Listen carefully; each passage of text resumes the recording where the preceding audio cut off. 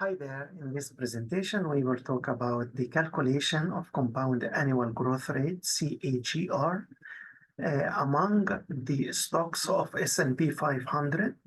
And this presentation is providing some tools that you can use it in your daily life to build a workflow using Alteryx so that you can save your workflow for future use. What I'm going to give you in this project simply 3 Excel files. The first one, I'm going to give you the share price here for a number of companies in S&P 500. And the first line here in the file is a header. And then you will see a total of 397. But if we exclude the header line, we will get the stock price of 396 companies in S&P 500.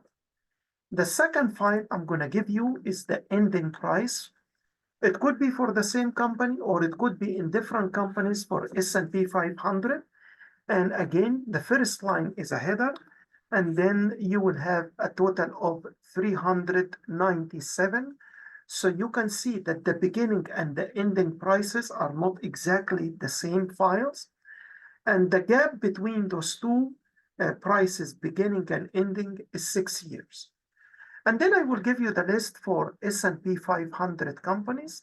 This will give you general information about the companies, like their ticker, the security, the filing, the global index classification standard, the industry here and the sub-industry, the address of the company, the date the company was added to S&P 500, and the central index key, which is made by the Security and Exchange Commission.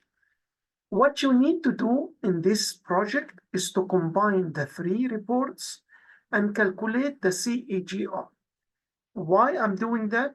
Because in accounting, if we decide to make an investment, we need to know how much return we get from this investment.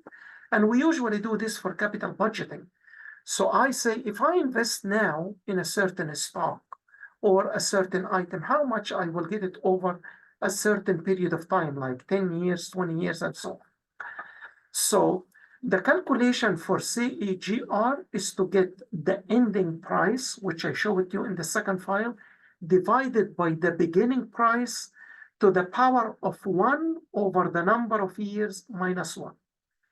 This might be too much for you to do it, so Alteryx will do this. And if you decide to change the prices here, the beginning or the ending, or add more companies, you can upload the entry and the workflow you saved in Alteryx can be reused. And this is the reason. Most of the companies, they use Alteryx, so they don't keep running the same workflow all the time. So what you need to do, number 1, you save the 3 Excel files, beginning, ending, and company information, put it in your desktop. If you decide to use the computer lab, please make sure to take these files from your Google Drive, download it on the machine in the computer lab. And before I start, please make sure the 3 Excel files are closed. Because if they are open, I won't be able to run them on Alteryx. And you will get this workflow. As you can see here, the workflow is very simple. It has 3 steps. First, bring the 3 files into Alteryx, and this would be the first step, and then combine them. Second, we need to remove all the prices that are 0, because remember, in the beginning and ending, I didn't take all the 500 companies for S&P 500. It was less than 500. So I need to remove the companies that they don't have prices. Second, I need to calculate the CAGR over 6 years. Third, I need to get the average. Why I need to get the average for each industry? Because if I decide to invest my money in one stock in a certain industry, what is the average growth rate in this industry? And then we try to classify them here, as you can see, from highest to lowest. Once we do that, we try to build up a simple chart, like bar chart, that can depict the information in an easy way for the user. So with this in mind, let's start. First, I need to bring the 3 files that I showed you in Excel. So we go here, input, and we drag the input icon to the first text box. Try to put it here. Why that? So to make it easy for you, what are the tools that you need to upload on this file? So first of all, I need to get the startup right. So we go here, set up a connection, get the files, select the file. And here, remember, if you check here, the file is saved on my desktop. So please make sure to do the same, because if you save it on Google Drive, it might not work. So make sure to save the 3 Excel files, download them from Brightspace, save it on your desktop or the remote lab machine if you decide to use that. So here, open, it tells me which sheet I need to download from the starting price file. It's only one sheet, so I will take sheet 1 and I say okay. Now, if you check here, you will not be able to see the 300 records because Alteryx will show you only 100 out of the whole file. And if you drag this one down here, it has different options that you might use it to change some information in the file, but I'm not going to touch them. So you leave them as they are. Second, so this would be here. The only thing that I need to do is to give a name to this tool. So you go here, the third one, the label, the annotation. And here I can write simply stock start price. Just to tell me and any user that this is for a stock start price. Of course, I write it here, but it doesn't show here because I need to apply it. So here, the tick, once I tick it, it will give me the title. So please remember to add up the title for each tool you use. Why? For your future use. And if you share the workflow with any colleague, the colleague should understand what are you trying to build. Second, we get the second file. Again, we take input and put it under the first file. Again, I will go to set up a connection, go to File, select File, and then take the second one. Open. Again, it's only one sheet. And here you go. I'm not going to change here any of the options, but I will go to the label here on the third for the annotation, and I call it a stock and price. And remember to apply. If you don't apply, then it doesn't show. And again, I need to get S&P 500 companies. So I get the third input. And here I go for set up a connection, go to File, select File, and then S&P 500 open. Again, it's only one sheet, so I'm going to take it as it is. And here you can see that all the information has been mentioned as it is. And remember to go to annotation. And we write here S&P 500.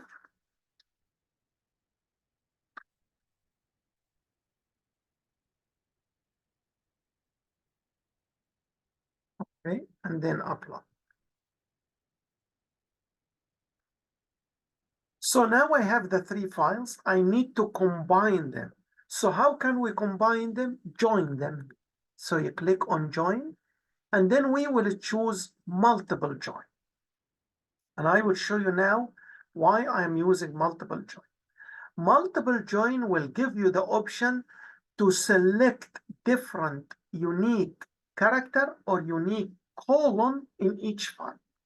So for example, I will take the input here and put it to the multiple op. And then the second file, the same. And then the third file. If we look at the 3 Excel files, we know that only one column can be the same in all of them, which is the ticker. What is the ticker? It's the unique identification code that is made only for the company. Like the plate number for the cars, it's always unique. So the ticker is always unique. But here for the input, we take ticker symbol. So those are the input from the three files, we connect them. I'm not going to do anything here in this option, so we leave it as it is. But here I will remove the ticker because now I'm going to combine the three files into one file. So I don't need to repeat the same column again. So ticker here and ticker here, I will remove them. Why? Because I have simple ticker. So this one, I will give a name to it and I call it ticker. Okay, this is number one.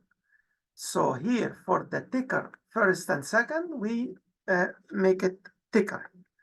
But here for the start price, I call it a start price, which is adjust close. And here the second one, adjust the close, I call it end price. End price. If I leave it, then I will see there are two columns by the same title, adjusted price. And this will be confusing for the reader. So we try to do it here. Okay, so we have finished now the third one, and we can come here, remember, to write here, join the files.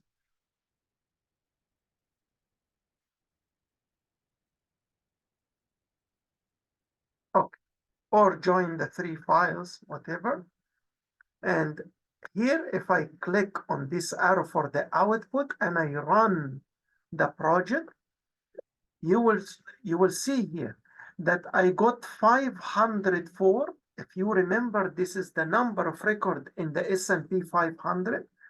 I have here the start price, which I got it from the first Excel file, end the price, which I got it from the end price file, and then the rest are the company's name. But because the start and end Excel file, they didn't have the information for the 500 companies, you see there are some nulls. Now, I finished the first part, I need to go to the second step. I need to remove the records that has null price. What do you mean by removing? Filtering the records. So where we can do filter here in preparation, you can see this one. So here we get the filtration tool here. And then I grab the information from the multiple join to the filter.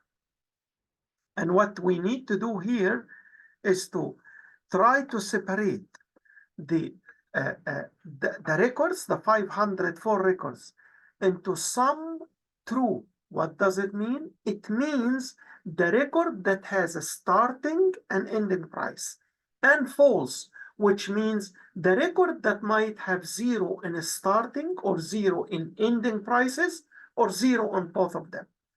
So how can I make the equation for the filtering? We go here, custom filter. Okay, and here we need to go to the function, and the function here we go to the operator, and you see here operator, and we get the Boolean, which says is not. So we take this one, and then we go to the function again, and then we go to the test, is null. And what do we mean by that? I need to get the starting price, which is not null. Okay, so here start. Once you write a start, it will take you here. When you see the square brackets here, it gives you the title of each column. So yes, so if the title, if the starting price is 0, skip it. It's not null. And so here we can write the operator and Boolean, and then again the operator is not, and then test is null. So I'm doing the same, by the way, but here I will use another one, which is end price. So what does it mean? It means make the filtering assuming some records will have prices in the start and the end. If the start or the end are not there, then skip. So, and here we say, put a label, so we call it filter the prices, okay, and apply. Now, if I click here on the true and run, make sure to run it. Yeah.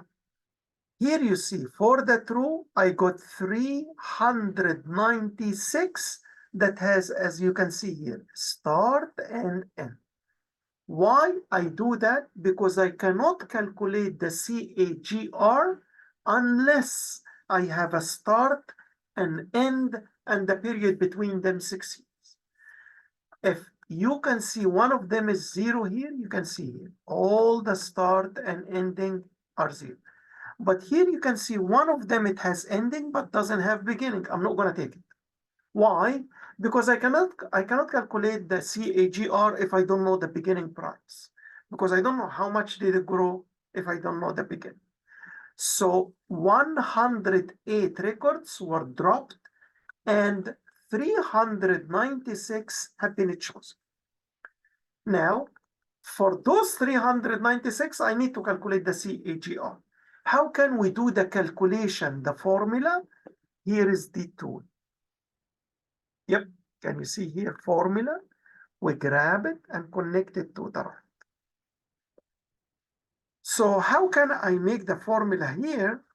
So first we get the good thing in Alteryx, there is a finance. So here we add a column. First, we need to get a column. We call it CAGR.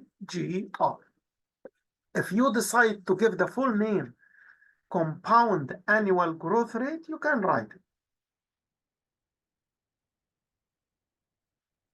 But I'm trying to be consistent in the project, so I use the same letters.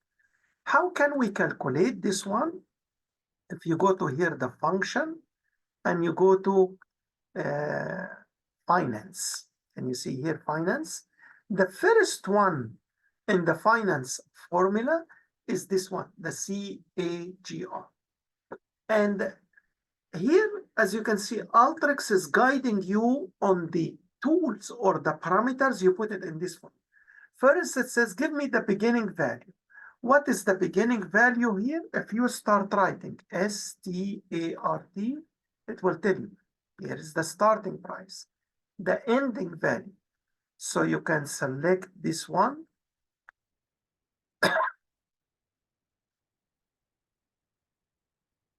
And you put ending and the price. And then the number of years here, you highlight it and replace it by 6. Because here it tells you, remember the prices are 6 years apart. So now we have done it. We say the calculation of CAGR is not a string, it's not like characters, ABC, it's double, like decimal points, it's a number. So with this in mind, we can calculate it here. Remember to put the calculation. So here, calculate CAGR. Remember, for every tool you use, you need to put a title, proper title for it, to remind yourself in the future, and anybody's going to use your work of it. And of course, you will be graded for that in the project. Then we go to the next part, find the average CAGR. So how can I get the average here? If you can see here for the transform, and then you go to summarization. We grab the summarization and put it here. In the summarization, one of them is actually to show you here the group by, and then another one where you can go here by the average. The numeric, you go to the average. Because I told you I need to calculate the average CAGR for each industry. So let us group the companies by industry. and then get the average CAGR for each industry. So how can we do that? So first of all, we need to calculate add what? We need to add the GIC, this one, add it here. Group by GICS sector. So this is for each industry. If you want to group it by sub-industry, that's fine, but it's not required in the project. If you would like to be more specific about which sub-industry is more profitable than the other. And then we go for the CAGR, and then we go here, and then go to numeric average. So now I'm going to get the average of CAGR for each industry. So here we get average CAGR, and then apply. We got it here, and if you click run, you should be able to see the average here. So the last point, we need to arrange this average from highest to lowest. I'd like to know if I invest, I don't like to look at the small growth rate. I'd like to go for the highest one. So how can I do that? You go for preparation, and I hope you see this one. Sorting here, whether we can go ascending or descending.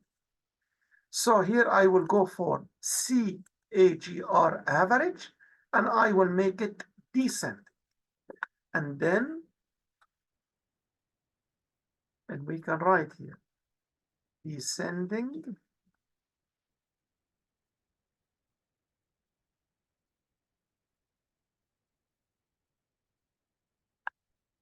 Okay. So we know that here it's sorted descent. Okay. If you click here and then run for the output, you will see here that if you invest your money in a stock that belongs to consumer staples industry, you will get the highest annual growth rate, compound annual growth rate. The second one, consumer discretionary, then healthcare, utilities, and so on. So now I finished the second part. The third part is to do the interactive chart. I will give you the instruction sheet. Let me show it to you here. This one. This will show you here how to do the interactive chart. And because the screen is a bit small, I'm going to show it to you. So how can we do that? We go for reporting.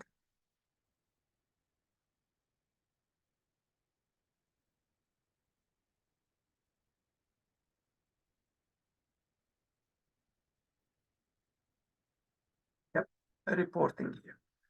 And for the reporting, you go here. So can you see interactive chart? And you put it here.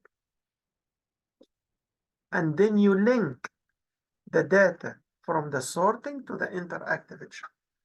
And then it will show you here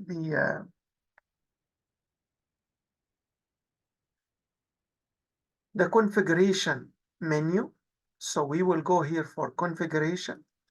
And then we click on add layer. Here we go. And then for the add layer, we go for X, where we can write here GICS. And then for the Y, we get average growth rate. And here we need to go for bar.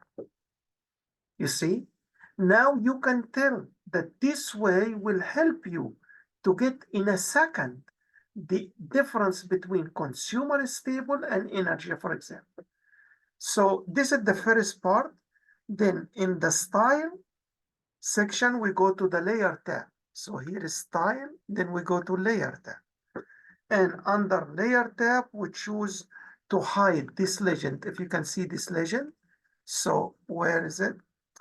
We can go to legend. Here, show in legend, we hide. So now it became clear. And the next one in the style section here, we go to chart tab. okay? And at the bottom, we enter here the chart tab, average stock performance over 6 years, right? And you see here, so now I made a simple bar chart with a title on the top. And then in the style section, we go to the axis. So here is the next menu. Under the, we need to update the label for the axis here. For X, we write average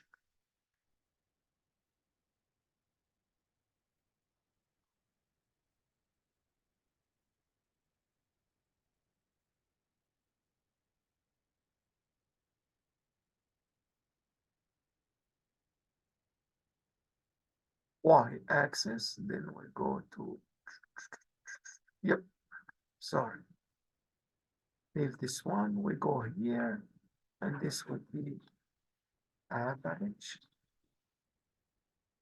CAGR. So now we can see here, GIC sector, and this one, it became clear for the reader. So that's all. So with this in mind, we have made it.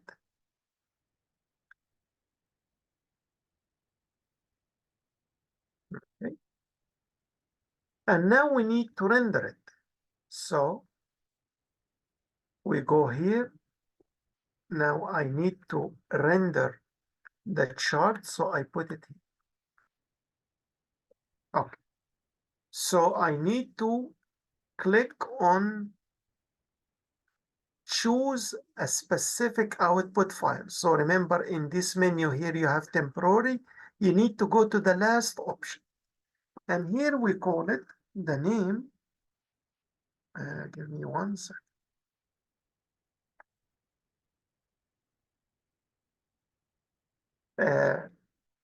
You can put your last name here. So I'm going to put my name, my last name, then dash GICS sector CAGR PDF. I'm trying to be consistent with all the text in this video. So you need to put your last name and then you put the file PDF. And remember, this PDF file, you need to submit it with the Alteryx workflow. So I will show you this one. It will be in the same project that you have it, along with the Alteryx workflow, you need to submit them. So here we have this option and we don't need to do anything here. If you want, you can go to the label and you write here, render the chart. Okay? And then apply. And of course here, you can go for the annotation and you say configure the chart. Right? Yep. So here we go. So now we are doing this one. When I make run,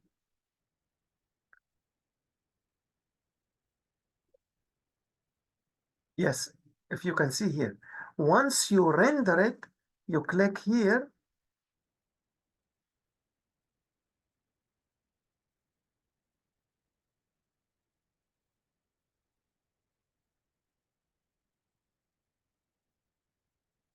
And you can select browse. Browser. What now? Yep. Here you go. You drag browser. And then run.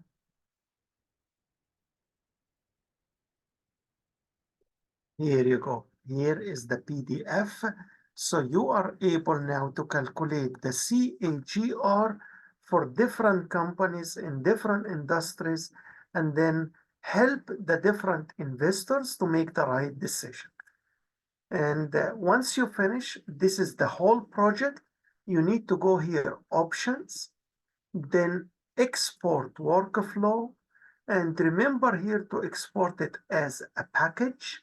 So here, this would be the Alteryx project you see here.